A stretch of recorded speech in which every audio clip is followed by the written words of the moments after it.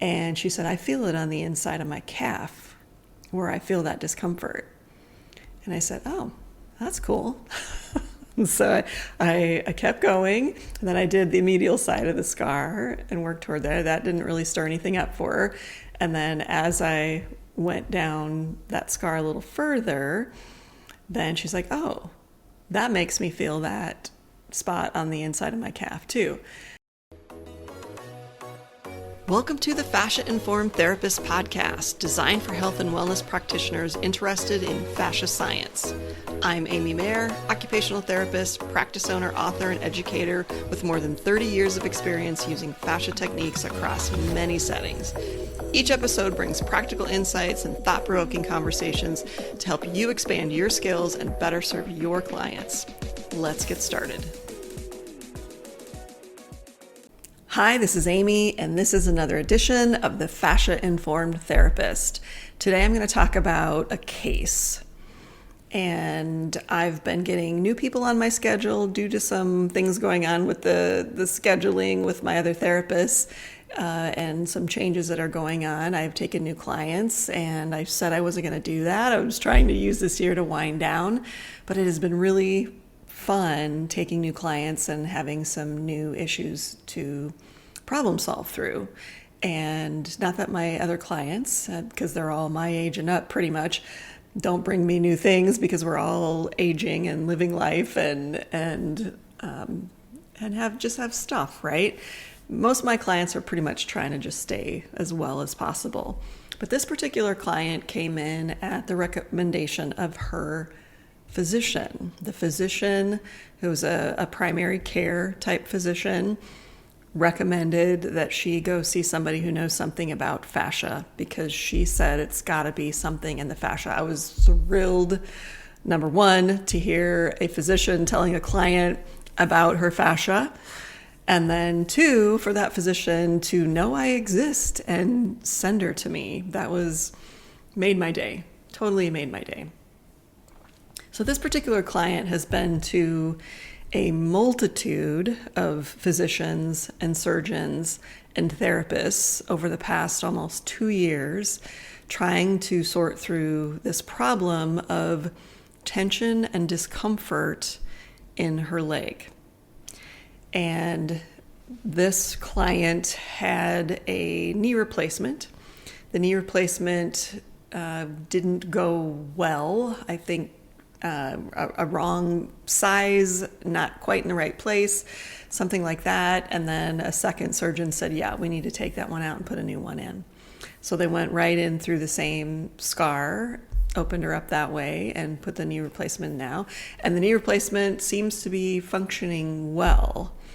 However, she has pain that runs down the side of her leg, and it starts kind of at the knee, just above the knee, and then winds down around the front of the calf and then into the arch of the foot.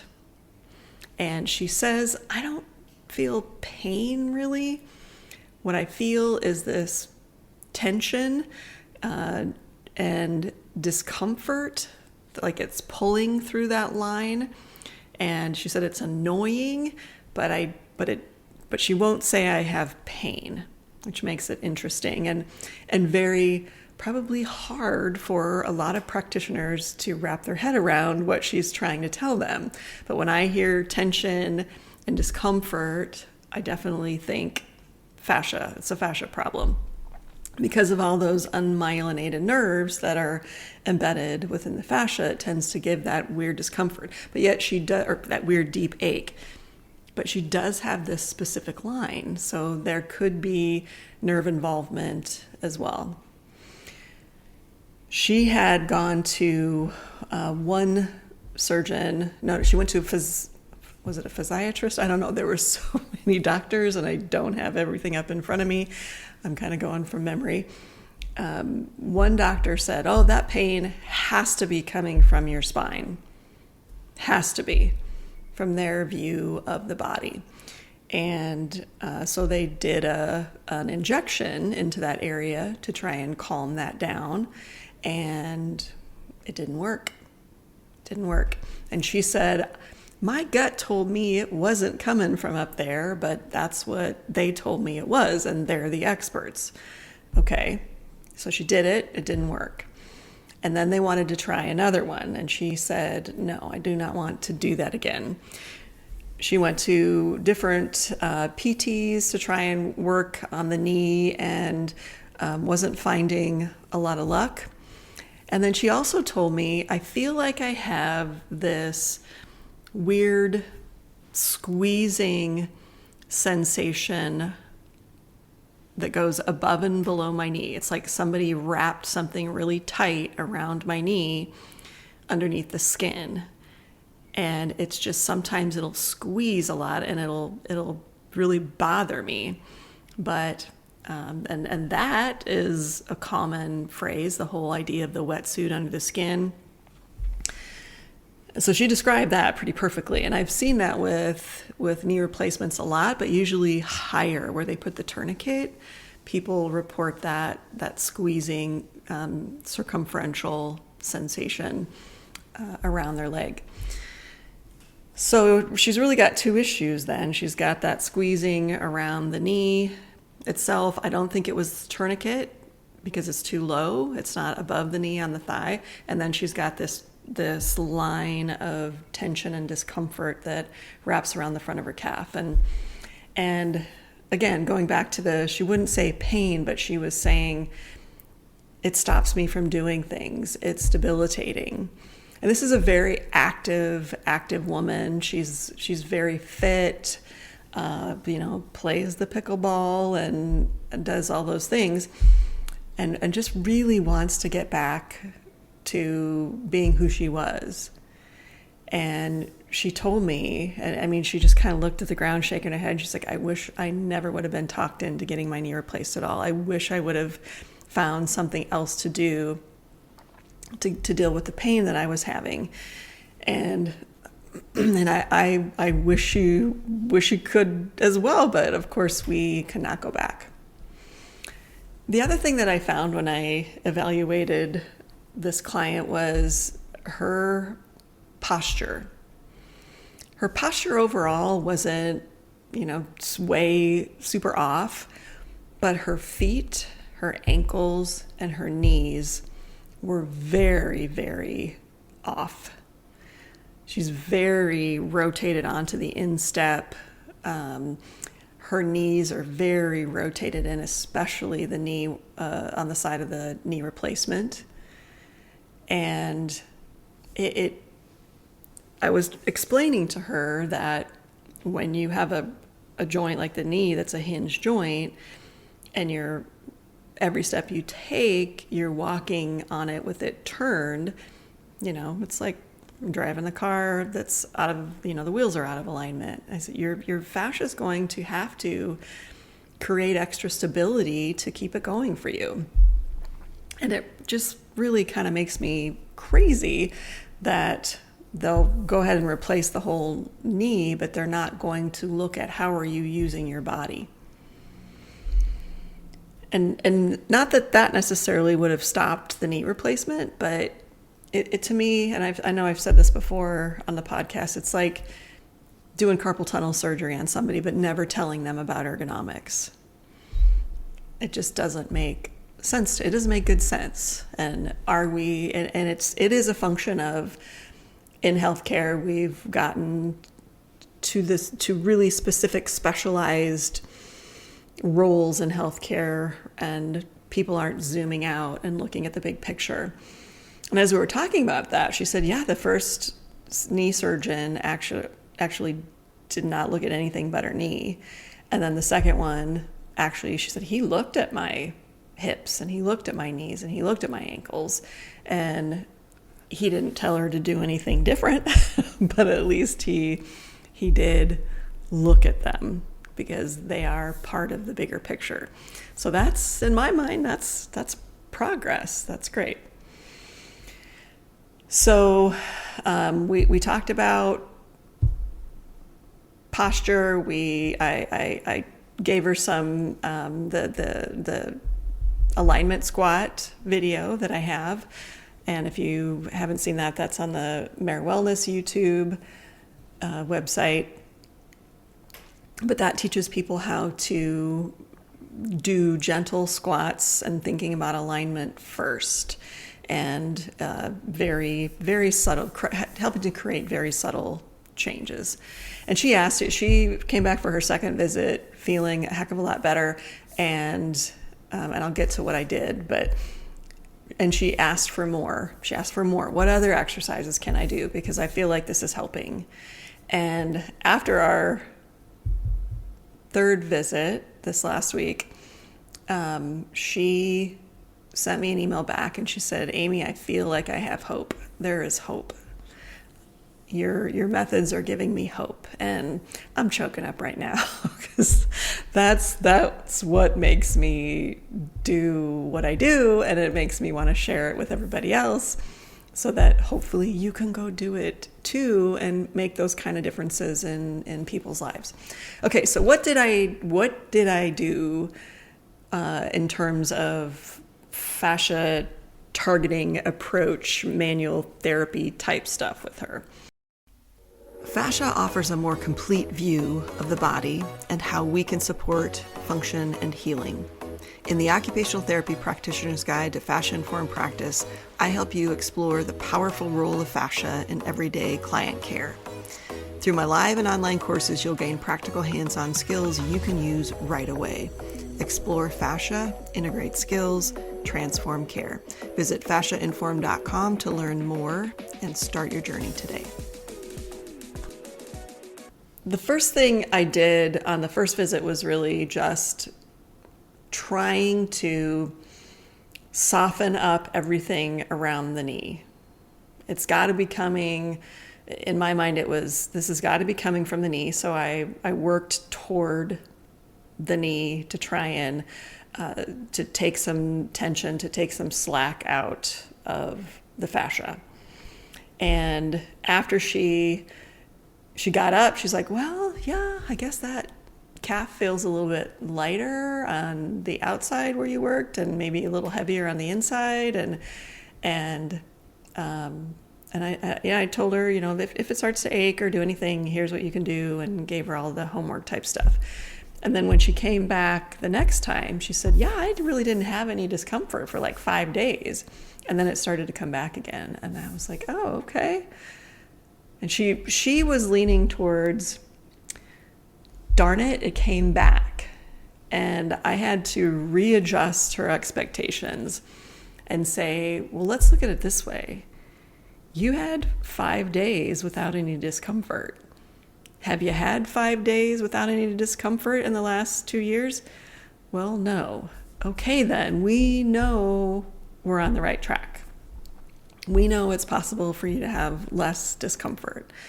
And she's like, yeah, okay, that's a good way to look at it. And so we decided to, and I guess this last week was her second visit, not her third visit. Second visit, what I decided to do was to look more specifically at the scar. And so I had her on her back, and I was sort of pushing the scar towards itself from the sides, and could see that the line where the scar was very stuck down. And I've talked about the book, the Scars and Adhesions book. Jan, starts with a T. I don't know if it's on my website still, but if you search scar and go back and listen to that one, there's a great book out on scars and adhesions, and a completely different approach than I'd heard of. And I've been using that approach now. I would love to go to one of her workshops. I've been using that approach for over a year now, and it is making a huge difference with my clients. So I went to the knee and started working in this approach. You stabilize the tissue to the side of the scar, and then you do light strokes toward the scar. And as I did that, I'm locating any spots that feel like there's excess tension, where it feels kind of balled up under the skin, And then I do the gentle pressure and hold and waiting for that tissue to sort of feel like it's melting under my skin. So I'm doing that all along the scar. And then I ask her, how does it feel when I do this? When I press here, what do you feel when I do that? And she said, and I was pressing above the knee where the scar was, pressing towards the scar, again, above the knee on the lateral side. And she said, I feel it on the inside of my calf where I feel that discomfort. And I said, oh, that's cool. So I kept going, and then I did the medial side of the scar and worked toward there. That didn't really stir anything up for her. And then as I went down that scar a little further, then she's like, oh, that makes me feel that spot on the inside of my calf too, and kind of in the front. I'm like, oh, okay, all right. So I kept going, and then as I finished up there, I kind of worked down on the lateral side of the calf in the front and found 2 different spots along that line where when I pressed, they felt like a little knot or a little bound up area to me. And as I pressed on them, she said, oh yeah, that recreates that whole track. And so I did the gentle press and hold in those areas, and it started really easing things up for her. And then I said, let's do this. Let's cup. And she had told me that she had had cupping somewhere else from a massage therapist, and that this particular massage therapist just glided the cups over the skin. And she said, but I think it helped. And I said, well, I do cupping a little bit differently. I said, we're going to find those little spots where it recreated the discomfort sensation, and we're going to find those spots with the cups. We're going to slide the cups so we get there, and then we're going to leave them there. And each one of those spots, when the cups pulled up, she's like, yeah, that feels like a really tender spot, and it feels like it's kind of recreating that. I said, okay, well, we're going to take the tension out by pulling in the opposite direction. And we left the cups on probably for about 5 minutes or so. And the lowest cup, she said, wow, I still feel pulling there, and it feels like a lot. I said, okay, we're taking the cups off. I said, if you feel discomfort on that spot, you might want to try to put a little warmth on that area to keep the fluids flowing. And if it absolutely really is irritated, then you can try a little ice, but I would stay away from that if you can. So that, to me, the interesting part of this, when we contrast what the surgeon's thoughts were on what was causing the pain down in the leg versus, and I explained it to her, that when you understand the fascial system, and the fascial system can get tight anywhere in your body, and it can definitely get tight around a scar, and I explained to her why, then there can be compression along that nerve anywhere that would cause those types of sensations. And and I've seen that many, many times in clients, but it was so obvious with her. She did say too that she was going to have an EMG, and that they were going to test how they thought maybe there's a nerve damage, there's a blockage somewhere. And I said, yeah, go do it. I said, then they might be able to tell you that there's a problem, but I don't think that's going to give them any more information about what to do about it. But she did tell one of the surgeons that she was working with me, and she was having her fascia work done, and they said, yeah, fine, keep doing it. The surgeon also the primary care physician had also recommended that maybe she try dry needling. And she asked me about the dry needling, and if she should do that while she's working with me, because she got a referral for me and she got a referral for the dry needling. And I said, I would recommend that you wait on the dry needling. Let's just see where we get. I said, you'll know in a visit or two if this is going to work for you, if this is going to help. And then give me a few more visits to really dig in and get the job done. And then try your dry needling if we don't get anywhere. And she agreed to do that. I explained why. I said I've had dry needling and I don't feel like I gave it a really good, honest effort, and I really wanted it to work, but I don't feel like it did. It didn't stick for me. And I've had some clients that say, well, it actually made them feel worse, and some clients that absolutely love it and feel like it's the best thing. But I do think anytime you're sticking needles into the body, there's a potential for the body to react to that and try to protect you and build up more density. So I asked her to wait, and she was perfectly fine with that. And so I also told her, you know what? You can do cupping at home. Because we put the cups on, and we didn't just sit there with the cups on. I had her moving her foot, gliding her foot, and when she did point the toes back up towards her face, that is dorsiflexion, then she could feel it pull under that lowest cup on the lateral side of her calf, and then front lateral side. And then she wanted to know if she should do heel slides. And while she had cups on, I said, you know what? I'd rather see you do the alignment squats with your cups on rather than heel slides, because you're getting the same movement. You're just getting it in gravity when you're doing your alignment squats. So I sent her a link to where she could purchase her own cups. I said, just put the cups on, find those tender spots, and then go about your business. Walk around, do the dishes, unload the dishwasher, incorporate your alignment squats when you're unloading the dishwasher, and just do the things that you would do in daily life, but just create some movement and leave the cups on for 5 to 10 minutes. And that way you're doing what I would be doing here, essentially. Just always be gentle. Don't go to a place of pain. And that's when she emailed me back and said, I really feel a lot of hope now that I might get back. And she did ask me about, because she has had couple different professionals tell her, you've had too much trauma to that knee will never be the same. And she asked me what I thought about that.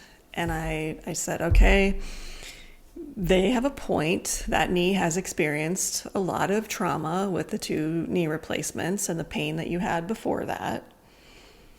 But it's not, the knee will absolutely never be the same. It's not your knee. And so it's a totally different knee in there. But can you get back to doing the things that you want to do? I said, yeah, I absolutely think that you can. But will you perhaps have a little more maintenance to do with your body? Yes, you will have to stay on top of it. And I described to her how life is always putting tension into our bodies. And tension can come in the form of past traumas of all different kinds. Tension can come in the form of not using your body as it was designed and having issues with body alignment and posture. Tension comes in the form of stress. Tension comes in all sorts of ways. And then we're trying to find ways to take tension out and create that balance. And I said, one of those ways that you're taking tension out is coming to see me and letting me work on you. One of the ways you're taking tension out is through rest. One of the ways you're going to take tension out is through doing your own cupping. So you're going to have to learn to watch for the signs that this might be coming back, and then figure out what is the balance that you need to create to take that tension out so you don't experience that discomfort at the level you're experiencing it again. You're just going to need to do a little more maintenance. That's all. We can't change what happened. We can't make it exactly what it was, but we can figure out what tips the scales on the tension and then find ways to take it out. So if there's 2 big well, there's a lot of hopefully lessons here in this case, this story. One is, I think, speak up that you know something about fascia, and put your social media posts out there, send letters to physicians, let them know you're there, let them know you know your science and you understand a little bit about the not traditional medicine, that sounds like Chinese medicine, but Western medicine, allopathic medicine, and but you have this edge of understanding fascia as well. And so when they get people that they don't know what to do with and things don't line up the way that they expect it to, then maybe it's the fascia. Let's go try this person. So that's one lesson. Two is looking at the body differently. And three, asking your client, what are they feeling? What are they experiencing? When you're finding something, when I find something, I almost always am like, what do you feel? Does this hurt or bother you right where I'm pressing, or does it go anywhere? Big clues.